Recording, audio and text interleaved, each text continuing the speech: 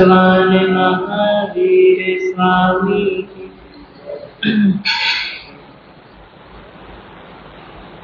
गाले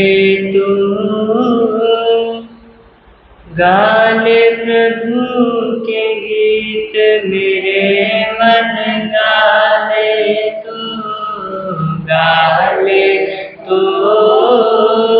गाले प्रभु के गीत मेरे मन गाले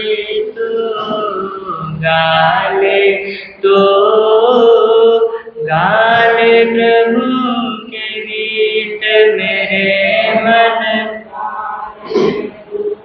बिना प्रभु दे नहीं सहारा, बिना प्रभु दे नहीं सहारा, तेनू मिलना नहीं किनारा, तेनू मिलना नहीं किनारा। ला प्रीतम से प्रीत मेरे मन गाले ला प्रीतम से प्रीत मेरे मन गाले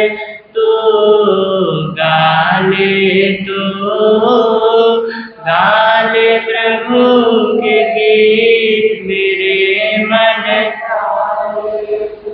छड़ दे निंदिया चुगली करना, छड़ दे निंदिया चुगली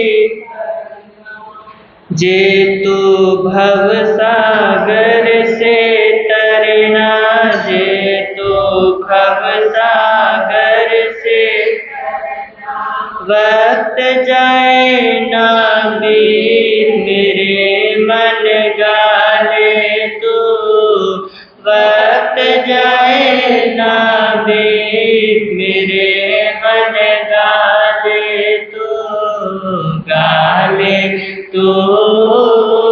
गाले प्रभु के गीत मेरे मन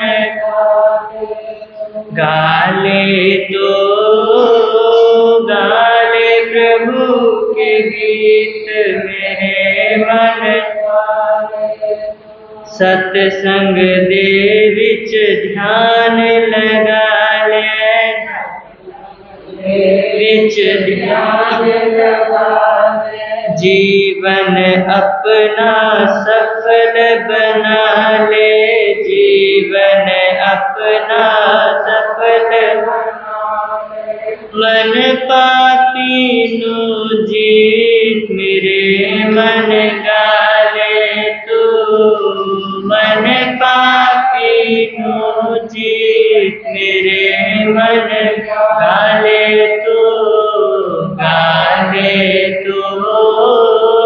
गाले प्रभु के गीत मेरे मन गाले गाले प्रभु के गीत मेरे मन अंत समय है तू पछताना, अंत समय है काल बलि जद सिर ते आना, काल बलि जद सिर ते फिर किसे न होना मीत मेरे मन गाले फिर किसे न होना मीत मेरे मन गाले गाले प्रभु के गीत मेरे मन गाले गाले प्रभु के गीत मेरे मन योग समाधि धर्म कमाल, योग समाधि धर्म मुनि दर्शन मन शुद्ध बना ले, मुनि दर्शन मन शुद्ध सतगुरु दिसी मेरे मन गाले तो ऐ सतगुरु सीख मेरे मन गाले तो गाले प्रभु के गीत मेरे मन गाले तो गाले प्रभु के गीत मेरे मन गाले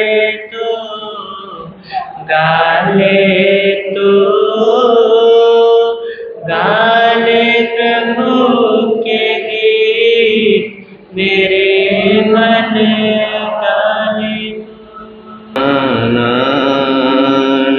से तम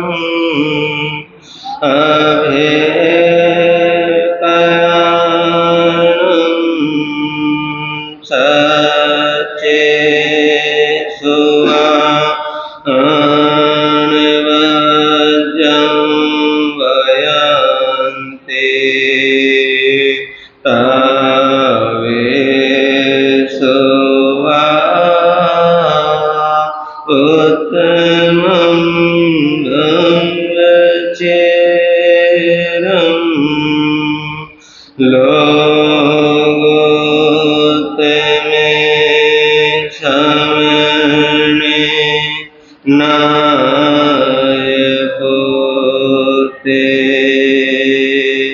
गुरु श्री राम मुनि जी को मेरा हो प्रणाम,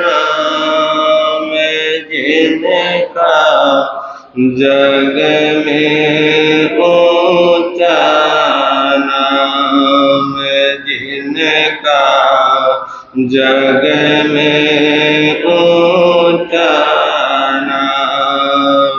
गुरु श्री प्रेम सुख जी को मेरा हो प्रणाम, जिनका जग में ऊंचा नाम, जिनका जग में ऊंचा नाम। दीन के बंधु करुणा सिंधु जप लो शुभ और श्याम, जिनका जग में ऊंचा नाम, जिनका जग में ऊंचा नाम। सबसे पहले शासनपति शरमन भगवान महावीर स्वामी की सदाकाल जय हो विजय हो।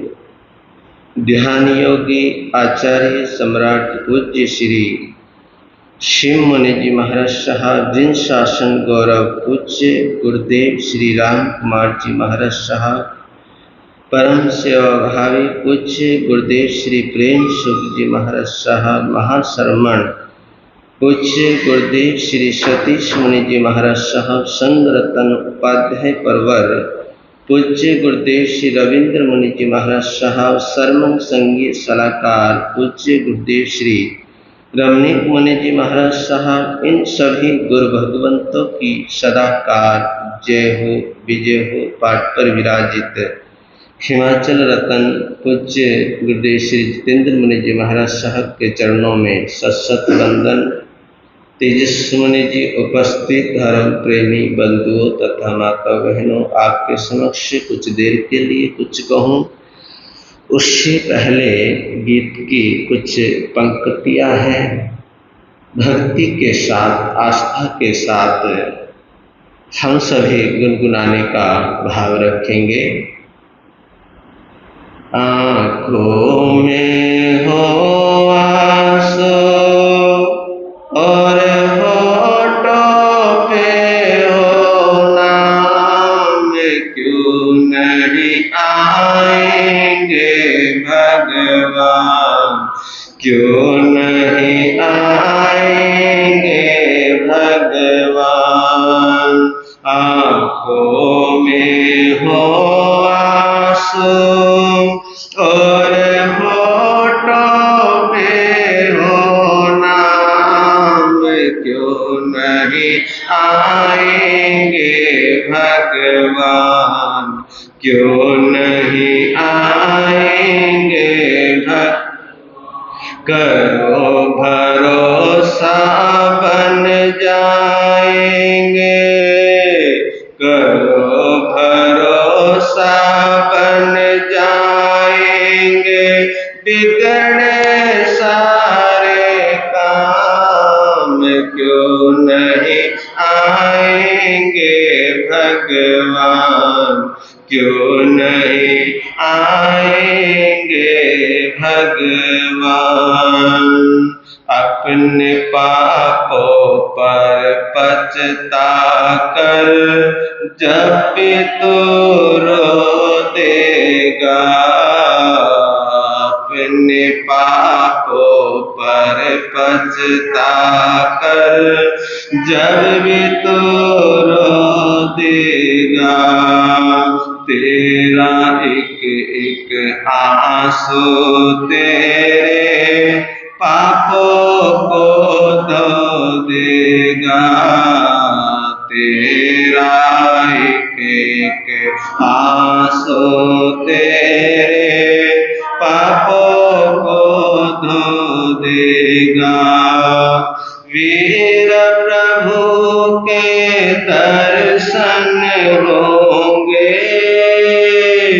वीर प्रभु के दर्शन होंगे, आएगा आराम, क्यों नहीं आएंगे भगवान, क्यों नहीं आएंगे।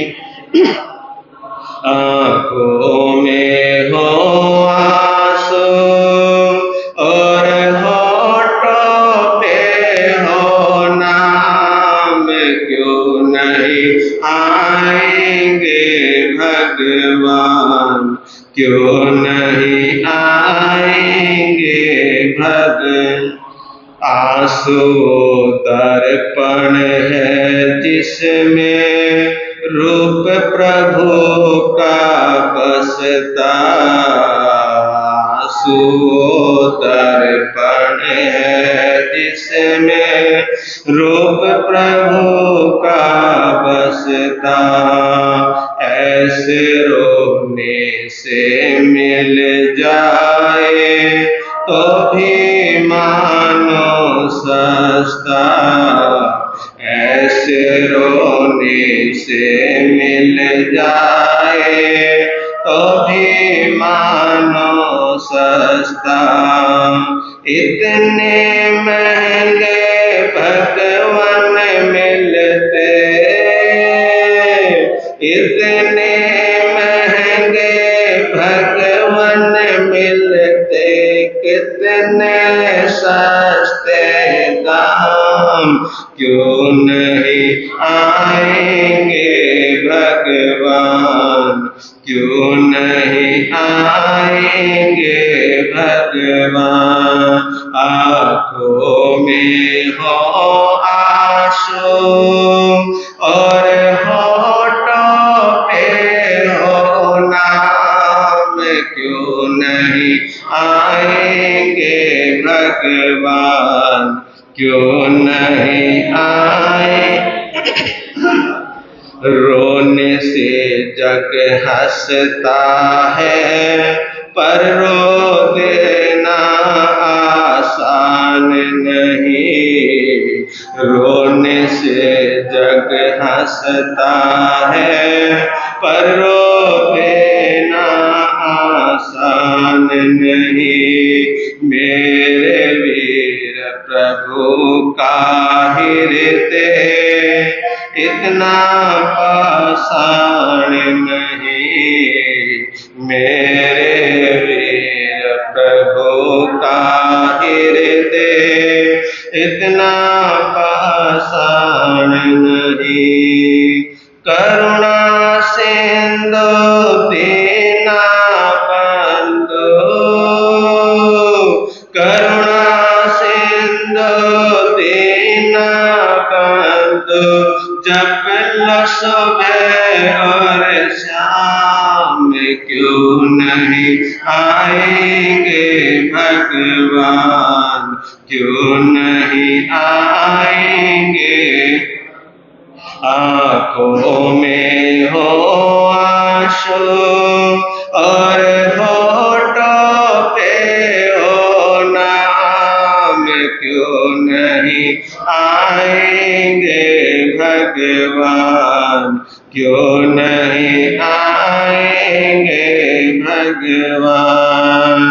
वो आंसू भी क्या आंसू जो अपने लिए बहाए, वो आंसू भी क्या आंसू जो अपने लिए बहाए। प्रभु के हित में बहे जो आंसू, वो आंसू कहलाए।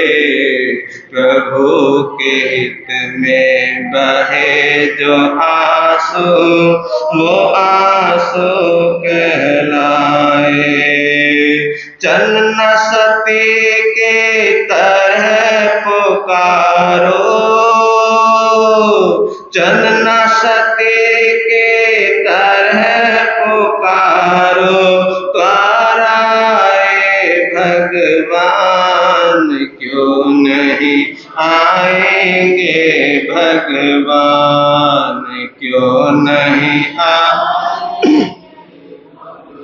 आंखों में हो आंसू और होठों पे हो नाम, क्यों नहीं आएंगे भगवान, क्यों नहीं आएंगे भगवान। करो भरोसा बन जाएंगे, करो भरोसा बन जाएंगे, बिगड़े सारे काम, क्यों नहीं आएंगे भगवान, क्यों नहीं आएंगे भगवान। आँखों में हो आंसू और होठों पे हो नाम, क्यों नहीं आएंगे भगवान, क्यों नहीं आएंगे भगवान। चंदन बाला की करुण पुकार पर करुण के अवतार शरण भगवान महावीर स्वामी आए थे चंदन के द्वार। क्या भक्ति थी, कि क्या आस्था थी, क्या लगन थी कि भगवान को भी कहां पर आना पड़ गया, चंदना के द्वार पर आना पड़ गया। चंदना के पास कुछ नहीं है, कुछ देने के लिए नहीं है, बस चंदना के पास एक भाव है। क्या है? एक भाव है, एक आस्था है, एक श्रद्धा है। और भगवान का भी अभिग्रह था कि जिनकी पैरों में बेड़ियां बंधी हो और एक पैर अंदर हो और एक पैर बाहर हो, सिर मुंडा हुआ हो और आंखों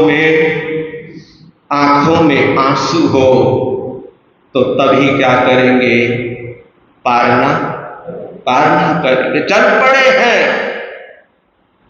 पहुंच गए चंदन बाला के द्वार पर। देखा स्थिति तो वही है, एक पैर बाहर है, एक अंदर है। हाथों में और पैरों में क्या है? बेड़िया बंधी हुई है, सिर मुंडा हुआ है, चंदन बाला खड़ी हुई है। प्रभु ने देखा, प्रभु आए चंदन बाला के पास, लेकिन आए और फिर वापस मुड़ गए, वापस चले गए। जब प्रभु वापस मुड़ गए तो चंदना के अंदर एक भाव आए कि मेरे से ऐसी क्या गलती हो गई। प्रभु परमात्मा मेरे द्वार आए, मेरे पास तक आए, लेकिन फिर क्या हो गई? वापस मुड़ गए। ये सोचते सोचते, ये विचार करते करते करते वो आस्था और वो श्रद्धा के आंसू आंखों से क्या होने लगे? आंखों से बहने लगे, आंखों से निकलने लगे।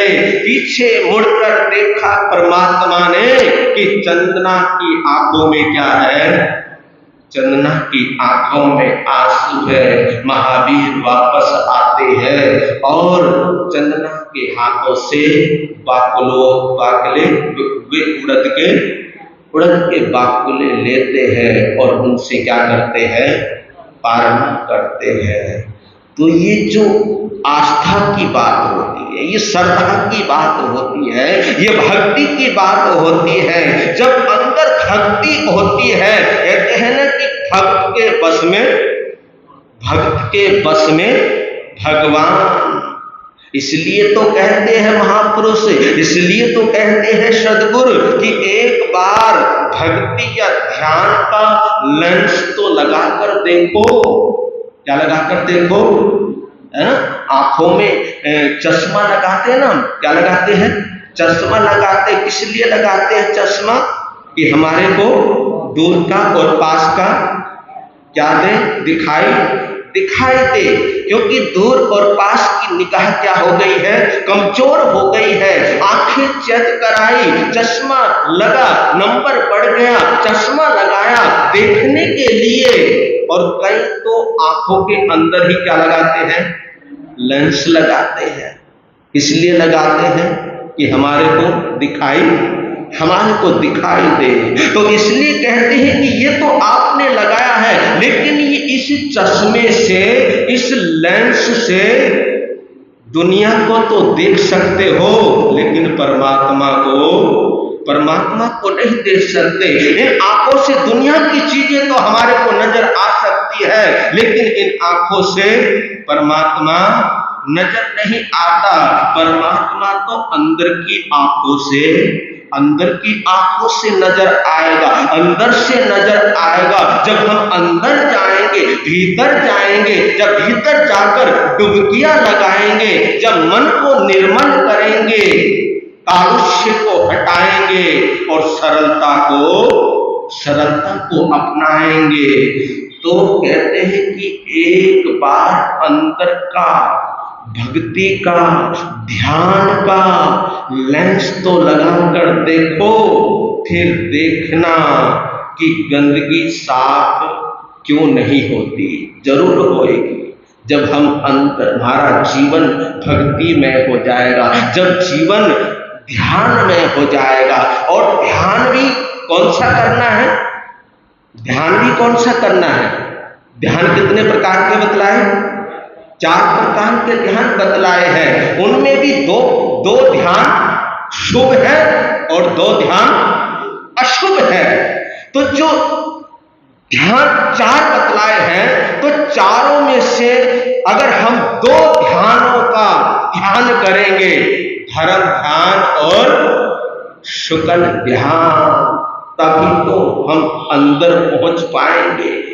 अगर हम आर्त ध्यान में ही लगे रहे, अगर हम रुद्र ध्यान में ही लगे रहे, और अधिकांशतः होता ऐसा ही है, ऐसा ही हो रहा है कि अधिकांशतः हम आर्त ध्यान में ही रहते हैं, रुद्र ध्यान में ही रहते हैं, धर्म ध्यान में तो पहुंच ही नहीं पाते।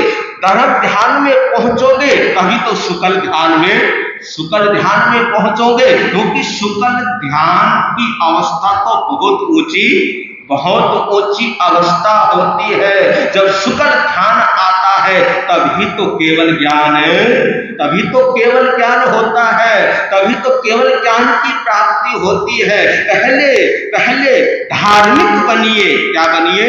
पहले धार्मिक बनिए और धार्मिक के बाद धर्मात्मा बनिए। जब धर्मात्मा बनेंगे तभी धर्म ध्यान आएगा, और जब धर्म ध्यान आएगा तभी हम धर्म ध्यान की साधना करते करते शुक्ल ध्यान में पहुंचेंगे। तो शुक्ल ध्यान की जो साधना है ना, वो साधना तो बहुत गजब की साधना होती है।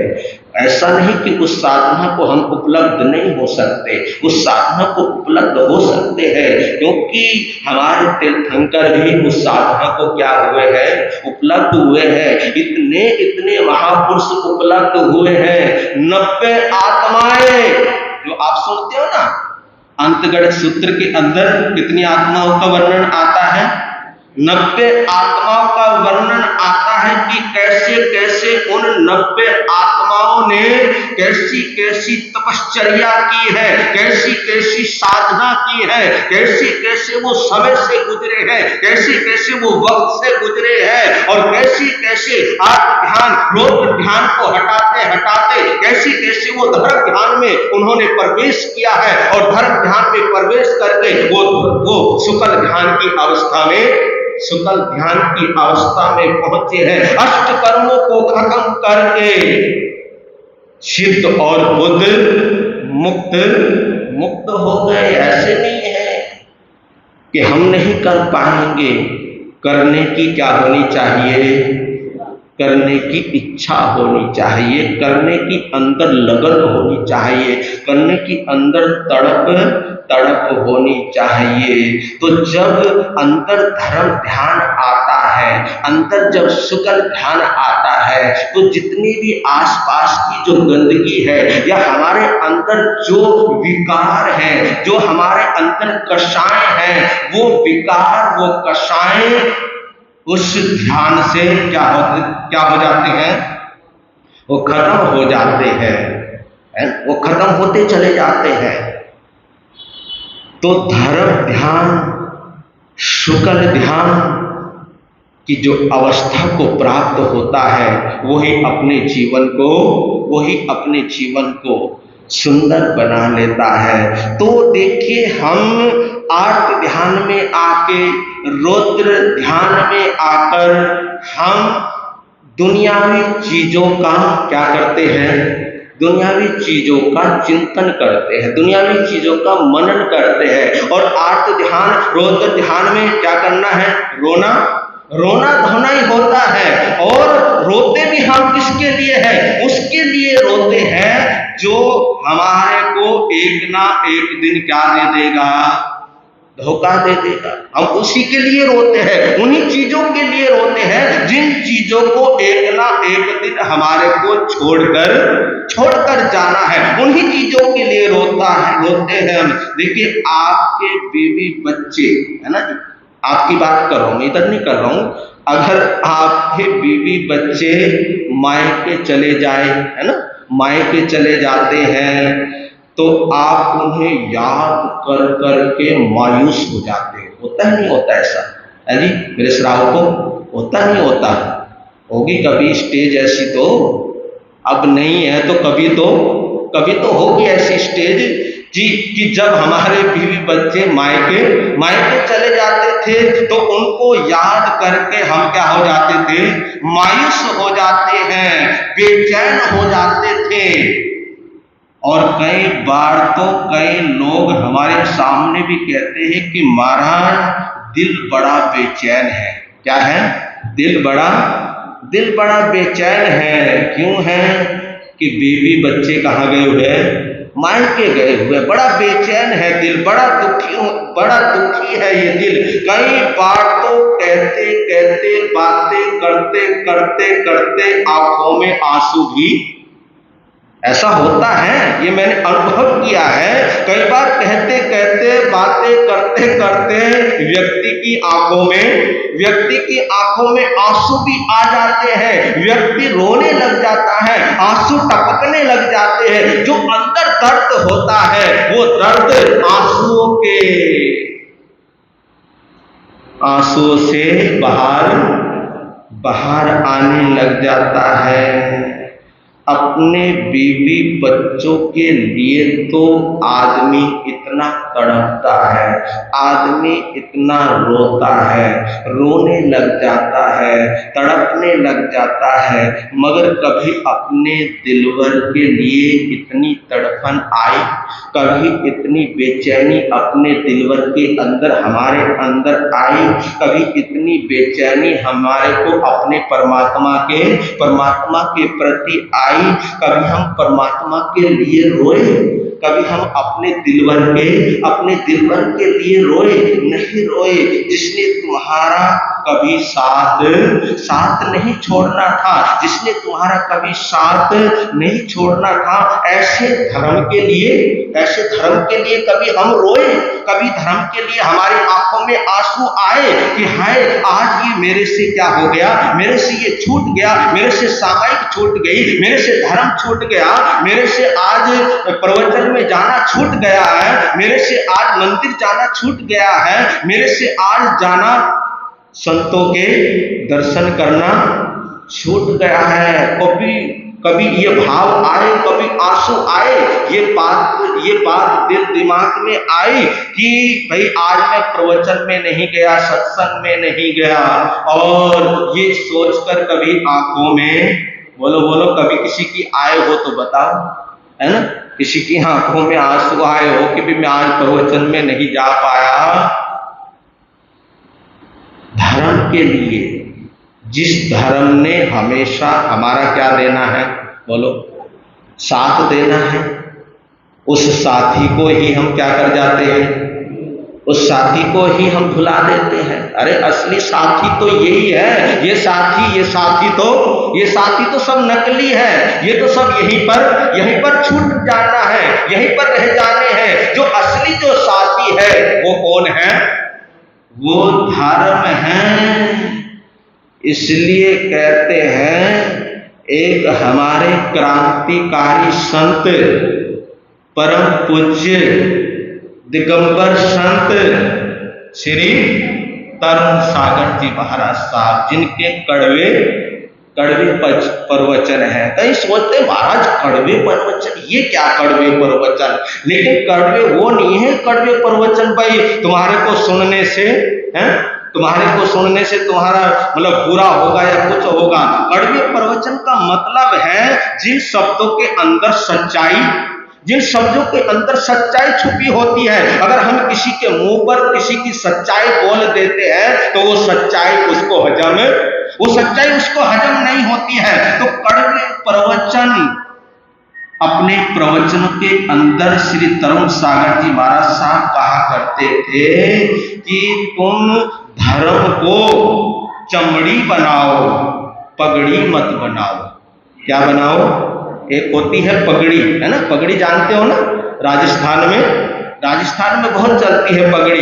गांव में पगड़ियां पहनते थे, राजस्थान में अभी भी पगड़ियां क्या करते हैं? पगड़ियां पहनते हैं। और वहां पर कोई प्रोग्राम होता है, कोई फंक्शन होता है, तो संघ समाज उनका पगड़ियों के साथ क्या करते हैं? सम्मान करते हैं, सत्कार करते हैं। ये एक सम्मान का प्रतीक है, ये पगड़ी इसका प्रतीक है, ये सम्मान का प्रतीक है, ये इज्जत का प्रतीक है ये पगड़ी। तो कहते थे तरुण सागर जी महाराज साहब कि तुम धर्म को चमड़ी बनाओ, पगड़ी मत बनाओ। कुछ समझे आप? पगड़ी मतलब कभी पहन लो और कभी भी उतार लो, है ना? पहन लो और कभी भी उतार लो। कोई जोर तो नहीं लगता, कोई दर्द नहीं होता, कोई पीड़ा नहीं होती, है ना? कोई दुख नहीं होता। पहन लो और कभी भी उसको उतार कर रख दो। लेकिन चमड़ी को कैसे उतारोगे? चमड़ी को कैसे उतारोगे? अगर थोड़ी सी चमड़ी के अंदर खरोंच आ जाए तो अंदर क्या होता है? दर्द होता है, नहीं होता? दर्द होता है, पीड़ा होती है, दुख होता है। इसी प्रकार कहते हैं कि तुम धर्म को पगड़ी ना बनाकर क्या बनाओ? चमड़ी बनाओ। जब तुम्हारे से छूट जाए, धर्म छूट जाए, कुछ रह जाए तो अंदर मलान होना चाहिए। क्या होना चाहिए? अंदर मलान होना चाहिए। सोचना चाहिए कि आज मेरे से ये क्या हो गया है। तो मैं आपको बतला रहा था कि हम दुनियादारी के लिए तो इतना रोते हैं, लेकिन कभी अपने दिलवर, कभी अपने परमात्मा के लिए या धर्म के लिए नहीं रोते। जितनी आपको ना दुकान याद आती है ना, दुकान याद आती है, फैक्ट्री याद आती है, अभी भी याद आ रही होगी, ऐसी बात नहीं है। अभी भी मन कहाँ पे होगा? दुकान पे घूम रहा होगा, है ना, फैक्ट्री में घूम रहा होगा, कहीं घर घूम रहा होगा, कहीं मंडियों में घूम रहा होगा, कहीं बाहर घूम रहा होगा। अरे भाई, उस भाई ने आना है, उस फलाने आदमी ने आना है, उससे मेरे को मिलना है, इतने बजे मिलना है, उससे ये लेना है, उससे ये देना है। तो कई बार सत्संग को भी हम सौदेबाजी बना देते। क्या बना देते हैं? है ना? कहाँ बैठे हैं हम? सत्संग में बैठे हैं, प्रवचन में बैठे हैं, जिनवाणी सुन रहे हैं। तो कई बार हम यहाँ बैठे बैठे भी सौदा करते रहते हैं, इससे वो लेना, इससे वो लेना। तो कहते हैं कि जितनी हमारे को आपको दुकान याद आती है या दुकान की याद आती रहती है, उतनी याद कभी अपने भगवान की नहीं आती, अपने परमात्मा की याद नहीं आती, जिसके बिना ये जीवन खूबसूरत हो ही नहीं सकता। क्योंकि अगर जीवन के अंदर धर्म नहीं है तो ये जीवन बेकार है। अगर जीवन के अंदर धर्म है तो ये जीवन क्या है? ये जीवन खूबसूरत है। ये जीवन खूबसूरत बन सकता है। और इस जीवन को खूबसूरत कौन बनाता है? इस जीवन को खूबसूरत धर्म बनाता है। और देखिए, कमाल की बात है, जो थोड़ा बहुत हम धर्म ध्यान भी करते हैं ना, थोड़ा बहुत, है ना, टाइम निकलता है, वक्त मिलता है, समय मिलता है, और जो समय मिल गया, कई बार तो हंसी आती है, कई बार तो ऐसा होता है कि कई बार जैसे हमारे पास लोग आते हैं ना दर्शनों के लिए, दर्शन करने के लिए आते हैं। यहाँ तो बहुत अच्छा है, वैसे प्रवचन में आ जाते हो आप और जाप में आ जाते हो, बस इतना ही बहुत है, बाकी हमारे को ज्यादा कुछ नहीं चाहिए। तो कई बार जब लोग आते हैं ना दर्शनों के लिए, तो कई बार हम पूछ लेते हैं, हाँ भाई कैसे आना हुआ, है ना, पूछ लेते हैं ना, हाँ भाई कैसे आना हुआ, कैसे आए हो। कहा कि महाराज घर में खाली बैठा था। क्या कर रहा था? घर में खाली बैठा था, सोचा कि महाराज के दर्शन ही कर लेता हूं। लो जी, महाराज जब खाली हो तो तब महाराज क्या आते हैं? तब याद आते हैं। कमाल की बात है। तो मैं आपको कह रहा था कि थोड़ा बहुत धर्म ध्यान हम करते हैं, वो अपनी खुशी से नहीं करते। थोड़ा बहुत जो धर्म ध्यान करते हैं वो अपनी खुशी से नहीं करते, बल्कि लोक दिखावे के लिए ज्यादा करते हैं। ये ज्यादा भावना होती है कि लोग मेरे को देखेंगे, लोग मेरे को जानेंगे, ताकि गुरु महाराज भी मेरे ऊपर क्या हो जाए? खुश हो जाए। गुरु महाराज भी मेरे ऊपर प्रसन्न हो जाए। और जब गुरु महाराज मेरे ऊपर प्रसन्न हो जाएंगे, खुश हो जाएंगे, तो मेरा क्या हो जाएगा? मेरा नाम हो जाएगा। अगर ऐसी भावना से हम धर्म ध्यान करते हैं तो वो धर्म ध्यान नहीं होगा, वो क्या होगा? एक दिखावा रह जाएगा। इसलिए तो एक शायर ने कहा, मिजाजी इश्क के बदले हकीकी इश्क हो जाता। मिजाजी इश्क के बदले हकीकी इश्क हो जाता, न पड़ती नाव चक्कर में तो बेड़ा पार हो जाता। इसकी चर्चा फिर करेंगे, समय आपका हो गया है। जो गम किसी को हमने दिए वो गम तो हमको लेने पड़ेंगे। जो गम किसी को हमने दिए वो गम तो हमको लेने पड़ेंगे, लेने पड़ेंगे, लेने पड़ेंगे, लेने पड़ेंगे, लेने पड़ेंगे। क्या जो गम किसी को हमने दिए वो गम तो हमको लेने पड़ेंगे। भले का भला बुरे का बुरा नतीजा मिला करता है, करके बुरा और चाहे भला ये हरगिज नहीं हो सकता है। जो कर्ज हमने ले लिए वो कर्ज तो हमको देने पड़ेंगे, लेने पड़ेंगे, लेने पड़ेंगे, लेने पड़ेंगे, लेने पड़ेंगे। क्या जो गम किसी को हमने दिए वो गम तो हम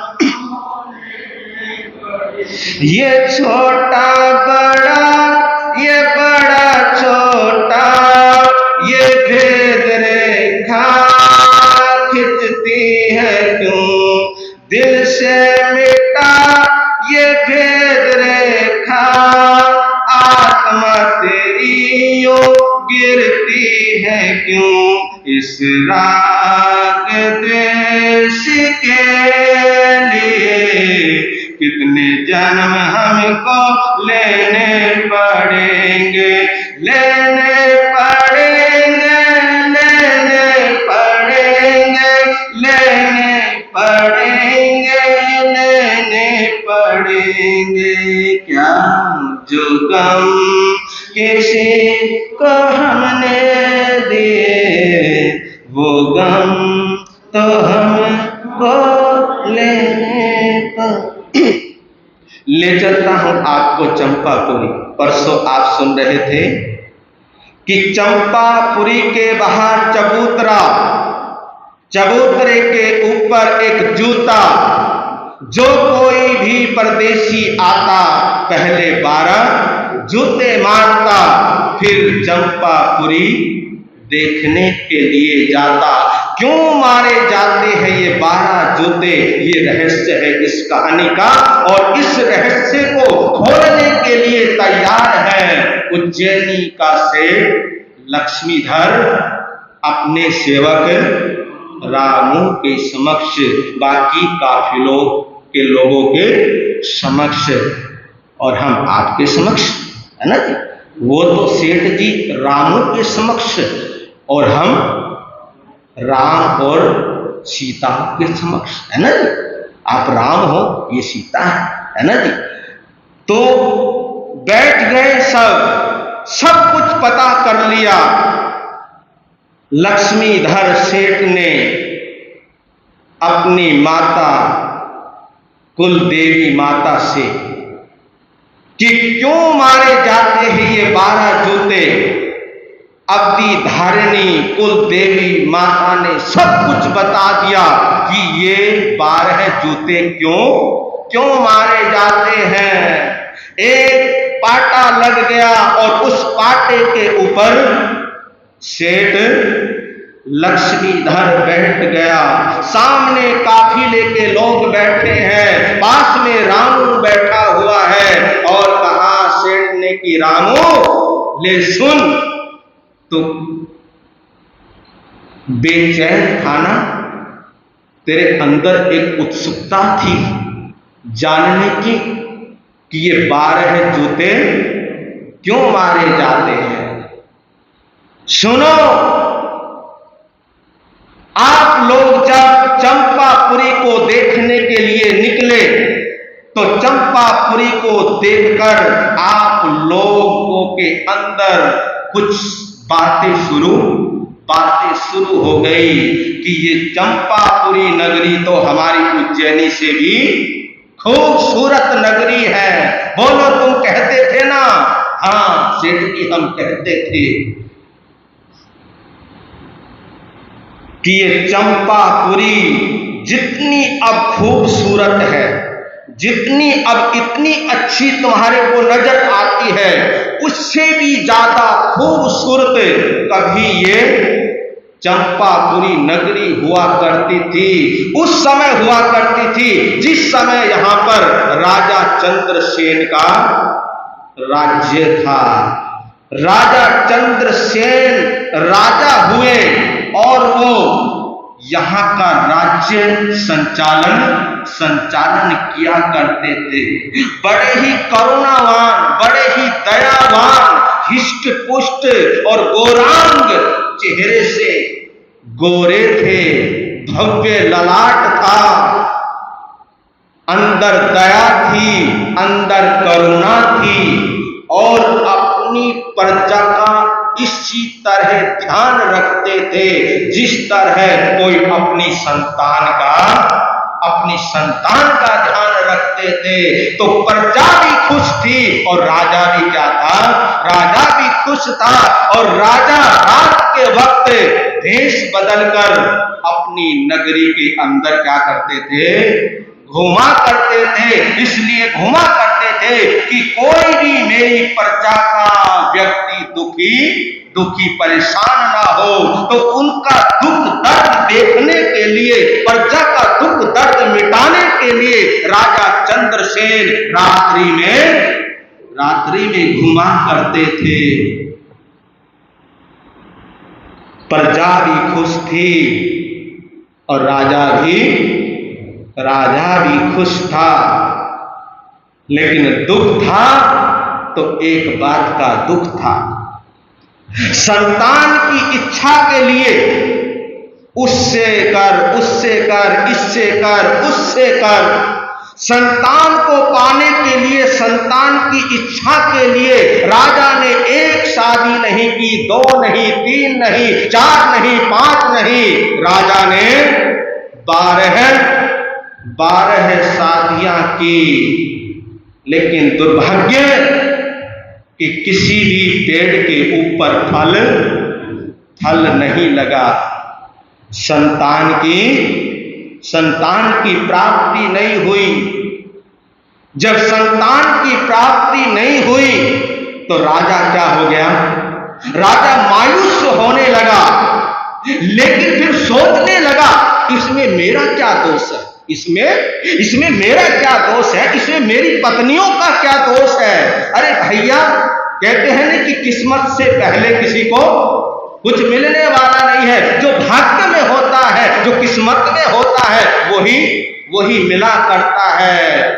हो सकता है कि मेरे भाग्य में, मेरी किस्मत में संतान का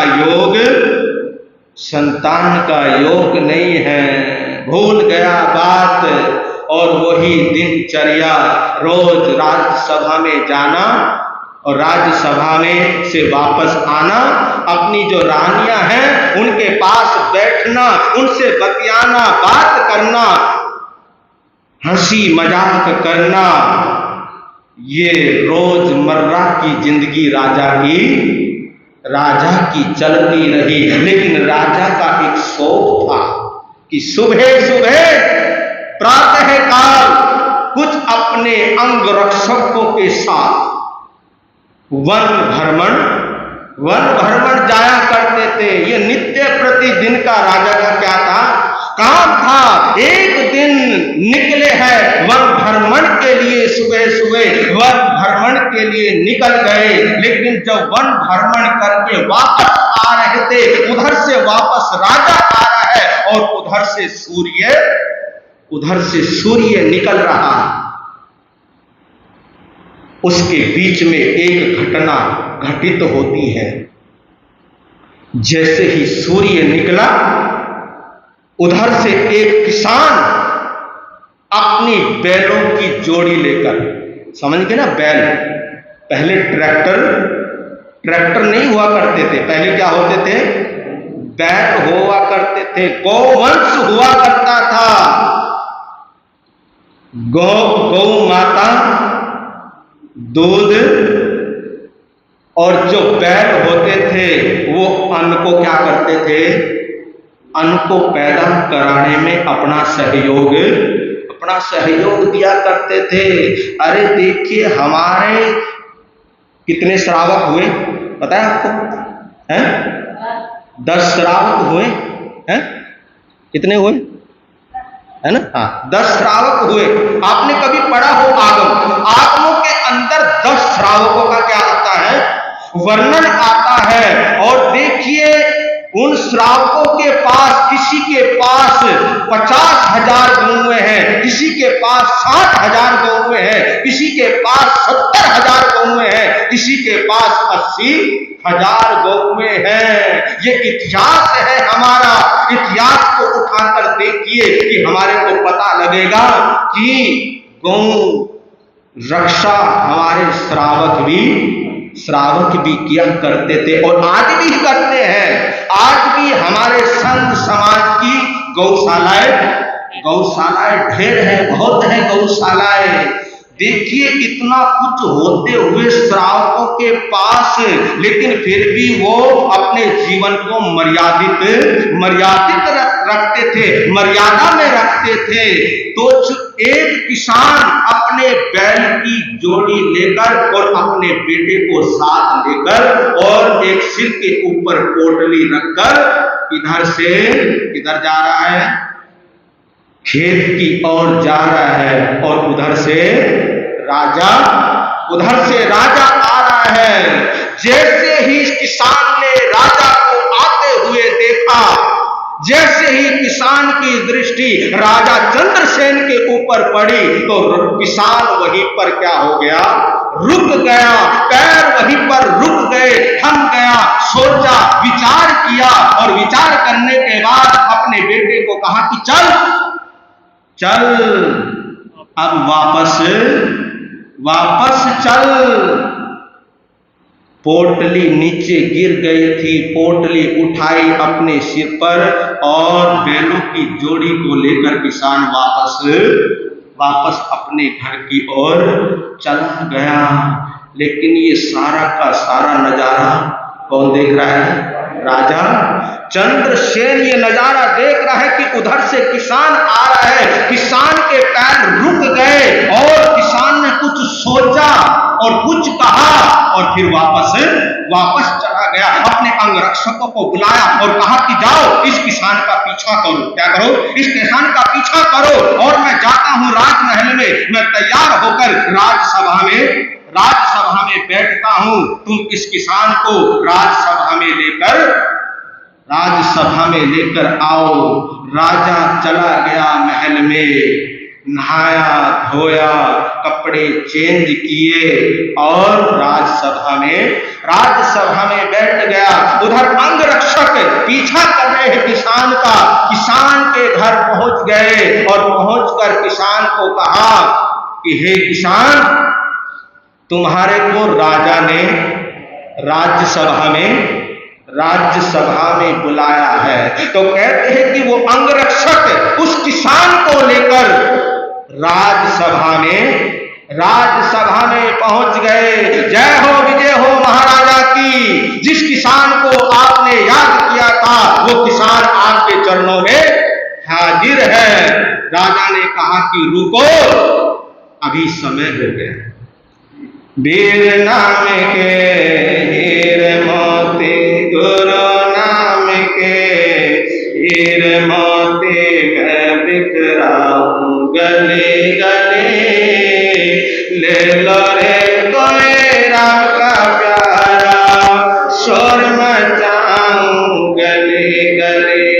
ले लो रे कोई गुरु का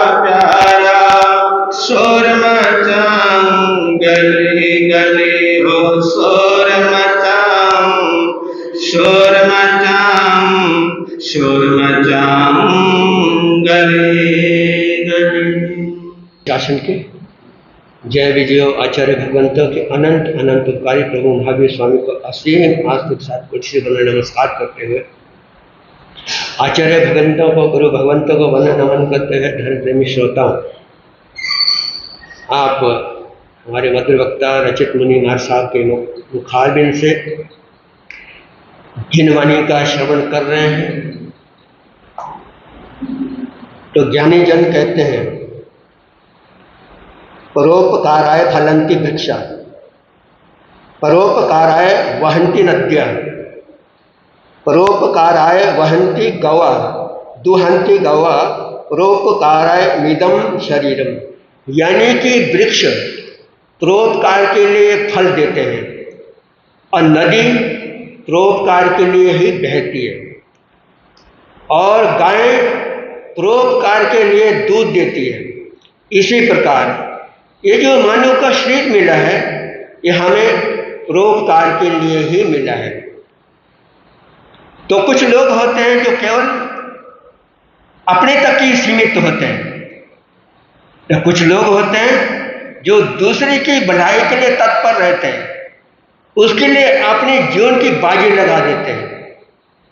तो ऐसा ही एक प्रसंग आता है वैष्णव साहित्य में, महर्षि दधीचि की चर्चा आती है कि उन्होंने परोपकार के लिए अपनी हड्डियां दान में दे दी थी। कहते एक बार वृत्त असुर ने अपने असुरों के साथ देवताओं पर आक्रमण कर दिया, हमला कर दिया और अम्बरपुरी पर उन्होंने कब्जा कर लिया। वृत्त असुरों ने कब्जा कर लिया है, यानी कि देवलोक पर कब्जा कर दिया उन्होंने। कब्जा करने के बाद वहां पर वो मनमानी करने लगे, वहां के बाग बगीचों को तहस नहस कर दिया। देवताओं की सारी शक्ति, सारे अस्त्र शस्त्र व्यर्थ हो गए, दयनीय स्थिति हो गई और वो असुरों का मुकाबला नहीं कर सके, उनको भगा नहीं सके, दयनीय स्थिति हो गई। अपनी सुरक्षा का उपाय नहीं सूझा, विचार किया क्या किया जाए। अंत में भगवान विष्णु के चरणों में पहुंच गए, उनके चरणों में अपनी स्थिति का निवेदन किया, पूछा भगवान इस विकट स्थिति से हमारा जो बचाव कैसे होगा, हमारी सुरक्षा कैसे होगी, इसका कोई उपाय है तो आप कृपा करके हमें बता दो, नहीं तो हम बेमौत ही मारे जाएंगे। कृपा करके कोई ऐसे उपाय बताओ जिससे हम अपनी सुरक्षा कर सके। तो भगवान विष्णु ने कहा वृत्तासुर को मारने का एक ही उपाय है, यदि दधीचि ऋषि की हड्डियों से विश्वकर्मा वज्र बनाए और उस वज्र के द्वारा इंद्र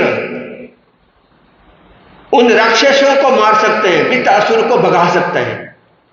और फिर समस्या खड़ी होगी, जीवित ऋषि की हड्डियों को लाने कोई आसान काम तो ही नहीं है, क्या किया जाए, वो तो बहुत बड़े तपस्वी हैं और उनके साथ जोर जबरदस्ती की नहीं जा सकती, वो तो हमारे को भस्म ही कर डालेंगे अगर हमने बलपूर्वक कुछ ऐसा किया है।